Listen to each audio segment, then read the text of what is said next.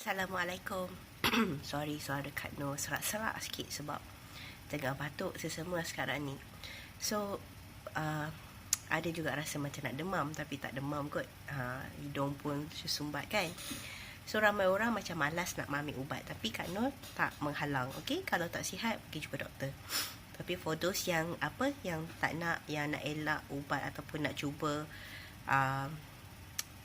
alternatif yang lain, boleh juga makan macam vitamin C macam ni.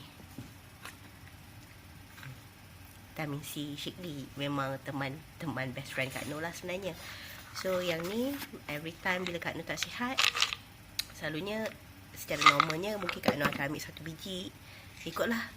Tapi kalau tak sihat, Kak Nur selalunya makan terus 2 biji. So vitamin C ni memang bagus, okay. Selain daripada kita kata nak cantik kulit apa semua, tapi kita juga sebenarnya boleh, kalau kita tak sihat, kita malas nak makan ubat, so makan vitamin C. Dia bagus untuk mempertingkatkan imun kita dalam melawan jangkitan penyakit. Masa ni dah tak sihat, kita bantu untuk membantu membaik pulih baliklah kesihatan kita. So vitamin C Shikli ni memang best ya. Teknologi sustain release, okay, maknanya dia 500 mg je, dia tak payah sampai 1000 pun, okay, sebab walaupun 1000, kalau tak ada sustain release punya teknologi, nanti bazir je, okay, dia akan terbuang bersama dengan urin kita.